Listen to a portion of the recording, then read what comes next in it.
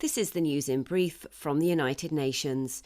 A new UN-led global initiative launched on Thursday to get more COVID-19 vaccines into countries where coverage is far behind richer nations is a way out of the pandemic for everyone, everywhere. That was the message from UN Secretary-General Antonio Guterres as he lent his support to the World Health Organization campaign. Its target is to get vaccines into the arms of 40% of people in all countries by the end of 2021 and 70% by the middle of next year.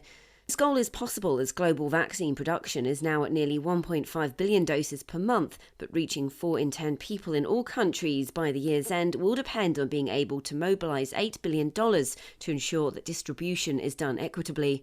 Mr Guterres described the plan as a costed, coordinated and credible path out of the coronavirus crisis. It was an alternative to vaccine nationalism, vaccine hoarding and vaccine diplomacy, he said. Staying with the UN Secretary-General, who has said that the humanitarian situation in northern Ethiopia is paralysed, with fuel, medicine and other essential relief items blocked.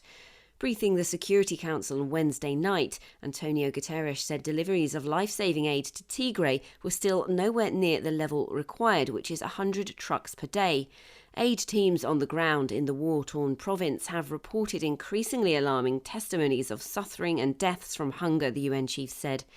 This latest assessment indicates that more than 5 million people need emergency assistance in Tigray, 400,000 of whom are in near-famine-like conditions. Another 2 million need help in neighbouring Amara, where fighting is complicating the work of humanitarians, and Afar, which provides the only road link to Tigray, and where convoys are severely restricted by official and non-official checkpoints, insecurity and other challenges, Mr Guterres explained. Food prices across the world last month were almost 33% higher than in September 2020, according to the UN Food and Agriculture Organization. In its latest food price index released on Thursday, the FAO found that prices rose over 1% from August, owing to tightening supply conditions and strong demand for staple foods such as wheat and palm oil. The price of cereals increased by 2% in September, with wheat up as much as 41% compared to a year earlier.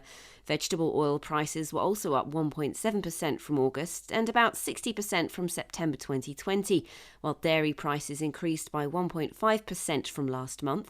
Sugar prices were 0.5% higher and over 53% up from a year earlier.